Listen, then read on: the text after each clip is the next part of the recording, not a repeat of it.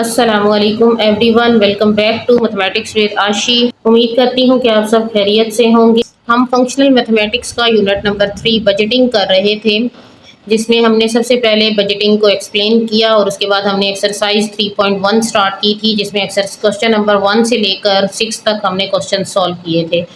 आज हमने question number 7 से ऑनवर्ड जो है वो क्वेश्चन सॉल्व करने हैं। तो चलिए स्टार्ट करते हैं अपने क्वेश्चन नंबर 7 को सॉल्व कर। हमारे पास जो क्वेश्चन नंबर 7 है वो है कि मिस्टर जाफिर जो हैं उन्होंने बजट बनाया, जिसमें उन्होंने फूड की प्राइस जो है वो 15,000 रखी और ट्रांसपोर्टेशन के लिए उन्होंने 9,000 रुपीज़ रखे। अब हमने रेशो फाइंड करनी है फूड और ट्रांसपोर्टेशन के दरमियान। ठीक है, सबसे पहले हम यहाँ तक फाइंड करते हैं, फिर उसके बाद जो है नेक्स्ट जो स्टेप्स हैं उसको फिर डिस्कस करते हैं। तो सबसे पहले हम लिखेंगे फूड रेशो ट्रांसपोर्टेशन। अब फूड जो है वो 15,000 है और जो ट्रांसपोर्टेशन है वो है 9,000। इन दोनों के दरमियान हमने रेशो फाइंड करनी है। तो यहाँ से जो 3 ज़ीरो हैं वो इस 3 ज़ीरो के साथ कैंसिल हो जाएंगे, तो यहाँ पे वैल्यू रह जाती है 15:9। अब ये दोनों एक टेबल से कटते हैं जो कि 3 का टेबल है। 3 5s are 15, 3 3s are 9। अब अगेन कटिंग नहीं हो सकती, तो ये रेशियो इन दोनों के दरमियान आ गई, फूड और ट्रांसपोर्टेशन के दरमियान। ठीक है, यहाँ तक क्लियर है। अब जो नेक्स्ट इसमें बात हुई है वो ये कह रहे हैं कि if he increases his food budget, अगर वो अपने फूड बजट जो है उसको इंक्रीज करें बाय 20%। कितना? 20%। What will be the new ratio? तो न्यू रेशो क्या होगी? अब सबसे पहले तो हम यहाँ पे 20% दी के एग्जैक्ट वैल्यू हमने फाइंड करनी है 20% की। तो देखते हैं क्या आती है, फिर उसके बाद जो है फिर हम रेशो फाइंड करेंगे उसकी। जो नई रेशो आएगी फूड की उसकी अगेन ट्रांसपोर्टेशन के साथ। अच्छा, हमारे पास फूड की क्या है अभी प्राइस 15,000। इंक्रीज कितना हुआ? 20%। 20% को 20 को डिवाइडेड बाय 100 करेंगे, परसेंटेज के साइन के साथ आता है ना ये, तो मल्टीप्लाई आप करें 15,000 के साथ। ठीक है, यहाँ से 2 0 के साथ कैंसिल। 20 मल्टीप्लाई बाय 150, इसको मल्टीप्लाई करते हैं, देखते हैं क्या आंसर आता है। मल्टीप्लाई करने पे हमारे पास आंसर आ रहा है 3000। ठीक है, तो कितने इंक्रीज हुई थी? 3000। अब न्यू फूड बजट, अब हम देखते हैं कि न्यू फूड बजट हमारे पास क्या आया। तो जो आपके पास पहले फूड की वैल्यू थी ना 15,000, उसमें जो ये नई आई है इंक्रीज हुई है, इसको भी ऐड कर दें। तो 15,000 प्लस 3,000, तो ये ऐड होके ना टोटल हमारे पास बन जाएगी 18,000। ठीक है, अब हमने ये जो न्यू हमारे पास वैल्यू आई है इससे और इस ट्रांसपोर्टेशन के साथ हमने इसकी रेशो फाइंड करनी है। तो हम लिखेंगे न्यू रेशो, इसको अपना हेडिंग दे दीजिएगा, न्यू रेशो, जो कि फूड और हमने फाइंड करनी है ट्रांसपोर्टेशन की। Food ratio transportation.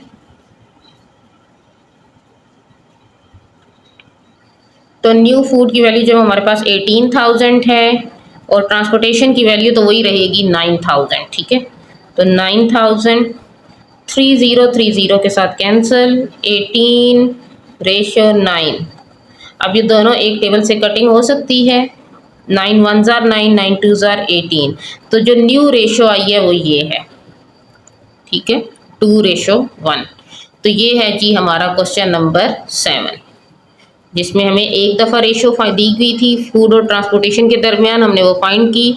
फिर उन्होंने कहा कि फूड को अगर हम 20% उसका बजट बढ़ा दें तो उस पर हमारे पास 3,000 वैल्यू आई। फिर जब हमने उसको 15,000 में प्लस किया तो हमारे पास एक न्यू फूड बजट आ गया। फिर उसकी रेशो हमने ट्रांसपोर्टेशन के साथ फाइंड की, तो ये हमारे पास रेशो आ गई। ठीक है, तो ये था हमारा क्वेश्चन नंबर 7। पास क्वेश्चन है वो है क्वेश्चन नंबर 8, जिसमें हमें बताया गया है कि हसन जो है वो अर्न करता है ₹50,000 और सेव करता है उसमें से 10,000, यानी कि उसकी इनकम जो है वो 50,000 है और वो सेव कर रहा है 10,000 उसमें से। हमने रेशो फाइंड करनी है सेविंग टू इनकम, यानी सेविंग को पहले लिखना है और इनकम को बाद में। तो जो यहाँ पे गिवन है ना उसी हिसाब से हमने चलना है। तो इतनी उसकी इनकम थी, इतनी उसने सेव किए, तो अब हमने जो है वो सेविंग रेशो फाइंड करनी है इनकम के। ठीक है, तो पहले यहां तक करते हैं। सेविंग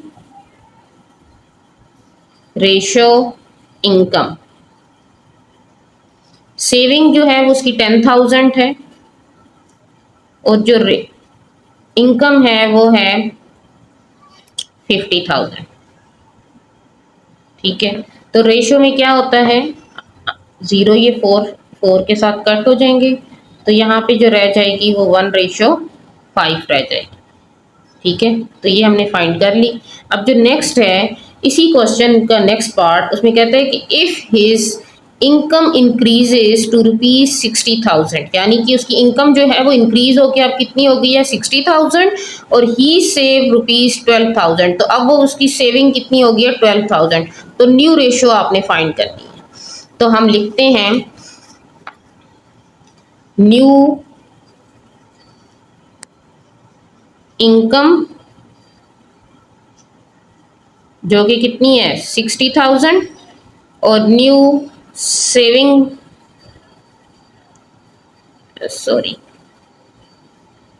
सेविंग जो कि अब है 12,000। ठीक है, तो अब न्यू रेशो क्या होगी, न्यू रेशो हमने जो है वो फाइंड करनी है।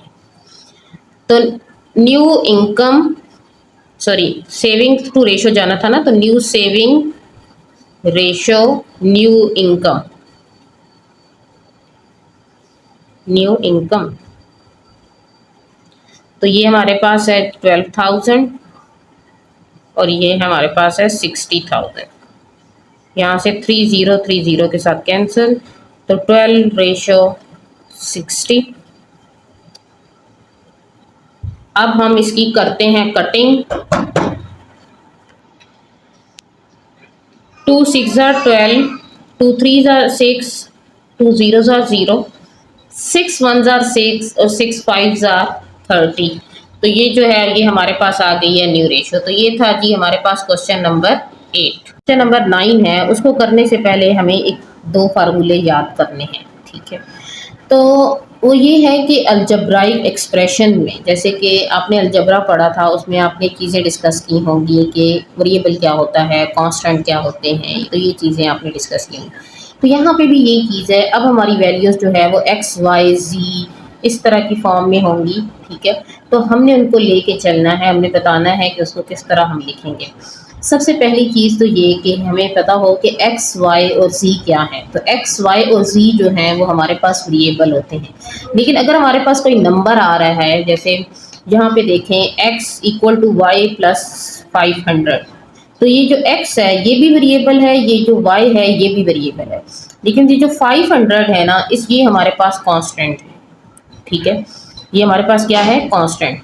अब हमने इसको अपने बजटिंग के अंदर कैसे यूज़ करना है, यानी कि यहाँ पे कैसे यूज़ करना है। तो यहाँ पे हमारे पास ये चीज़ होगी कि हमें इनकम दी जाएगी, फिर हमें एक्सपेंसेस भी इसी फॉर्म में दिए जाएंगे, वेरिएबल की फॉर्म में, और हमें सेविंग हो सकता है या तो वेरिएबल की फॉर्म में हो या हो सकता है कि हमें नंबर की फॉर्म में दे दी जाए। और हमने उसको करना कैसे है, तो ये फार्मूला आपने याद रखना है कि इनकम = एक्सपेंसेस प्लस सेविंग, यानी एक्सपेंसेस में आप सेविंग प्लस करेंगे तो जो टोटल इनकम है उसकी वो आ जाएगी आपके पास। ठीक है, अब यहाँ से अगर मुझे सेविंग निकालनी है तो सेविंग = एक्सपेंसेस, इधर प्लस हो रहे हैं तो इधर इनकम में से जाके क्या हो जाएंगे, माइनस इनकम माइनस एक्सपेंसेस। तो ये दो फार्मूले जो हैं ये आपके माइंड में होने चाहिए। फॉर एग्जांपल अगर मुझे कहा जाए कि आपने सेविंग फाइंड करनी है, तो मैं इसी फार्मूले को, देखो मैंने एक नया फार्मूला एक बना लिया। ठीक है, तो ये चीज़ें आपने याद रखनी हैं। अब हम आते हैं अपने क्वेश्चन नंबर 9 पे, जिसमें हमें ये बताया जा रहा है कि जो हाशिर है वो उसकी मंथली इनकम जो है वो ₹X पर मंथ है, और उसकी मंथली एक्सपेंसेस जो हैं वो ₹Y हैं, और वो सेव जो करता है पर मंथ वो करता है ₹Z। Then write algebraic equation of the situation, यानी इस सिचुएशन पे हमने एक अलजेब्राइक इक्वेशन लिखनी है। ठीक है, तो ये तीनों वैल्यूज हमें गिवन है, इनको लिखते हैं और फिर हम करते हैं। तो यहाँ पे हम लिखेंगे मंथली इनकम रुपीस क्या थी X, ठीक है, और मंथली एक्सपेंसेस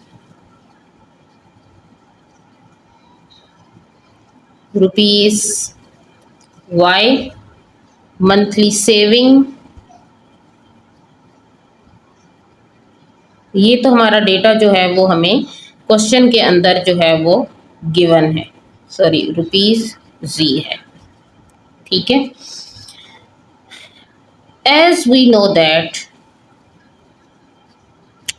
know, हमने एक फार्मूला अभी मैंने बताया ना आपको, इनकम उसने कहा ना अलजेब्राइक एक्सप्रेशन में लिखें, तो वो तभी लिख सकती हूँ जब फार्मूला लिखूंगी। तो इनकम इक्वल टू एक्सपेंसेस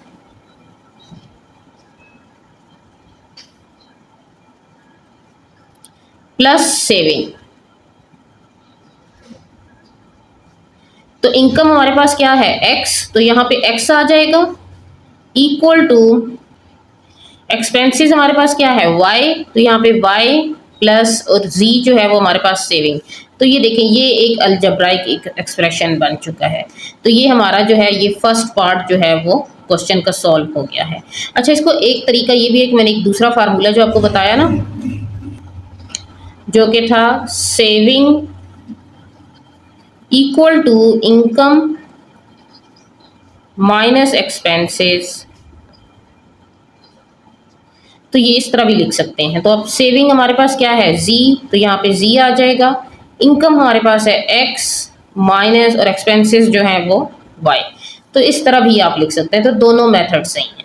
अब जो नेक्स्ट इसका B पार्ट है, नेक्स्ट B पार्ट में ये कहा गया है कि if his income increases by 10%, यानी कि अगर हम उसकी इनकम को क्या कर दें 10% इंक्रीज कर दें, तो न्यू इनकम क्या होगी।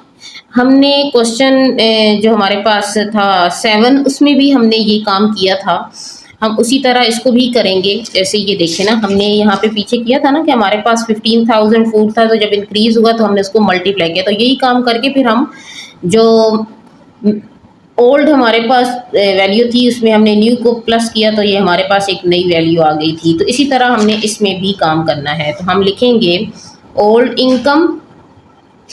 इनकम जो है वो हमारे पास है ₹X, ठीक है। अब इंक्रीज कितनी हुई, इंक्रीज्ड 10%, तो 10 को डिवाइड करते हैं 100 से और मल्टीप्लाई कर देते हैं x के साथ, ठीक है। तो यहाँ से 1/10 मल्टीप्लाई बाय x, तो ये हमारे पास जो वैल्यू बनती है इसको डिवाइड करने पे हमारे पास आंसर आता है 0.1x। अब ये देखिए इंक्रीज इतना हुआ, तो अब हम देखते हैं कि न्यू इनकम क्या आई है। तो ओल्ड इनकम में हम न्यू इनकम जो है वो ऐड करते होते हैं। तो x प्लस 0.1x, अच्छा अगर सिर्फ x लिखा हुआ तो उसका मतलब उसके साथ 1 है, तो हम 1 प्लस 0.1 कर देते हैं और x को कॉमन ले लेते हैं। इसको प्लस करेंगे तो ये हमारे पास बनेगा 1.1x।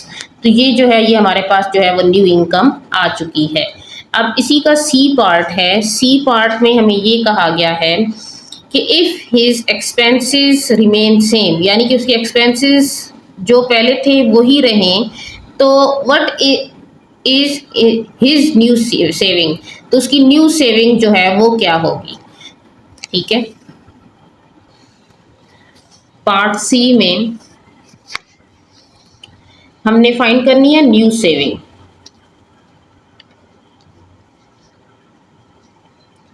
हमने अभी एक फार्मूला यहाँ पे किया कि इनकम में से अगर एक्सपेंसेस को हम माइनस कर दें तो हमारे पास सेविंग आ सकती है। तो यहाँ पे भी यही काम करते हैं, न्यू जो हमारे पास इनकम है वो है 1.1x और एक्सपेंसेस हमारे पास थे y। ठीक है, तो इनको माइनस कर देते हैं, 1.1x माइनस y। तो ये हमारे पास जो है, ये हमारे पास जो है वो क्या आ जाएगी, एक्सपेंसेस न्यू सेविंग आ जाएगी। तो ये था हमारा क्वेश्चन नंबर 9। नेक्स्ट जो क्वेश्चन है वो है क्वेश्चन नंबर 10, जिसमें हमें ये कहा जा रहा है कि 2 स्टोर्स हैं जो सेम प्रोडक्ट जो है वो बेच रहे हैं। जो सुपर स्टोर है ना वो 400 यूनिट जो है वो $120 पे दे रहा है। ठीक है, और जो सिटी स्टोर है वो 600 यूनिट जो है वो $180 के दे रहा है। हमने ये बताना है कि कौन से स्टोर की जो डील है वो बेटर है। ठीक है, तो ये देखते हैं। सबसे पहले हम लिख लेते हैं सुपर स्टोर,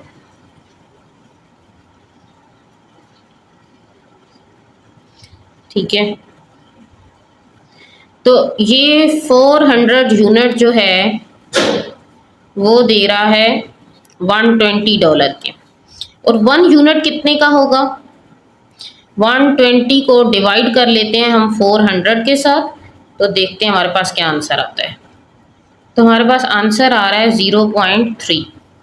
तो यहाँ पे आंसर क्या आएगा, $0.3, यानी 1 यूनिट जो है वो कितने का हो रहा है, $0.3 का। अब सिटी स्टोर का देख लेते हैं। सिटी स्टोर जो है वो 600 यूनिट जो है वो दे रहा है $180 के। तो 1 यूनिट कितने का होगा, 180 डिवाइडेड बाय 600, ये भी सेम उतने ही दे रहे हैं 0.3। तो $0.3 जो है वो हमें 1 यूनिट पड़ रहा है। तो दोनों स्टोर की क्या है, वैल्यू सेम। तो हम लास्ट पे मेंशन कर देंगे per unit selling rate of both store are same, so both stores offering same deal। तो ये आपने लास्ट पे जो है वो मेंशन कर, ठीक है। तो ये था हमारा क्वेश्चन नंबर 10। नेक्स्ट जो क्वेश्चन है वो है क्वेश्चन नंबर 11, जिसमें ये बताया जा रहा है कि मारिया ने 1/3 अपनी पॉकेट मनी का जो हिस्सा है वो उसने एलोकेट कर दिया है किसके लिए, नॉवल के लिए, यानी मुख्तस कर दिया है। और 1/6 उसने किया है इंटरटेनमेंट के लिए। और उसकी जो पर मंथ जो उसको पॉकेट मनी मिलती है वो है 3000। हमने ये बताना है कि इन दोनों पे वो कितना स्पेंड करती है, टोटल बताना है। ठीक है, तो करते हैं इसको सॉल्व। तो टोटल अमाउंट उसकी कितनी है, 3000। अब फॉर परचेजिंग नॉवल,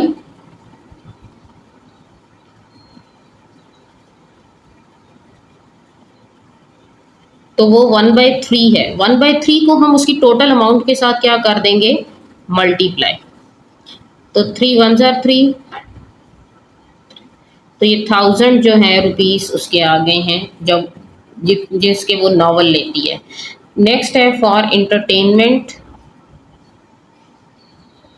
इंटरटेनमेंट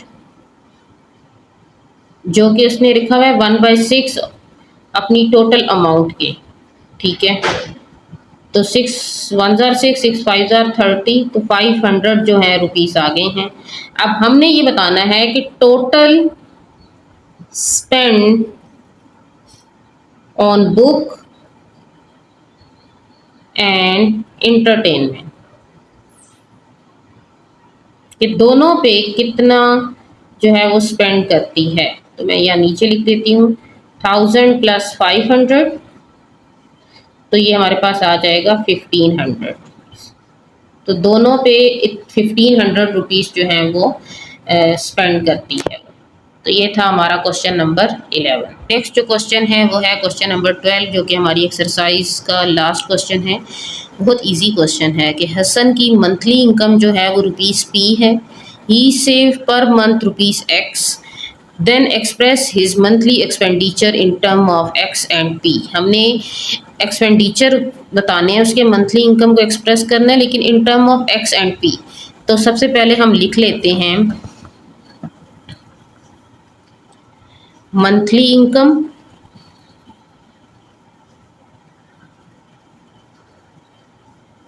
जो कि रुपीस क्या है, पी। अब मंथली सेविंग जो कि है रुपीस एक्स, ठीक है। हमने फाइंड करना है एक्सपेंडिचर। क्या फाइंड करना है? एक्सपेंडिचर जो हैं वो हमने फाइंड करने हैं। हमने एक फार्मूला पढ़ा है ना अभी, income equal to expenses plus saving, यही फार्मूला पढ़ा था। इनकम भी है, सेविंग भी है, एक्सपेंसेस हमने फाइंड करने हैं। तो हम इसको एक्सपेंसेस लिखें या एक्सपेंडिचर लिखें, ये कंफ्यूज नहीं होना, दोनों सेम ही बात है। तो हम सेविंग को अगर इधर ले आए तो इनकम माइनस हो जाएगी सेविंग से, और इधर क्या रह जाएंगे, एक्सपेंसेस। अच्छा, जिसको आप ना एक्सपेंडिचर भी लिख सकती हैं, ये ज़रूरी नहीं है फिर आप कंफ्यूज हो जाएं कि ये चीज़ क्यों है, आप इसको एक्सपेंडिचर भी लिख सकती हैं। तो इनकम हमारे पास क्या है, पी, और सेविंग क्या है, एक्स। तो ये हमारे पास क्या आ जाएंगी, हमारे पास एक्सपेंडिचर जो उन्होंने कहा था ना कि आप इन term of P and x लिखें, तो वो ये फार्मूला बन जाएगा। तो ये था हमारा क्वेश्चन नंबर 12।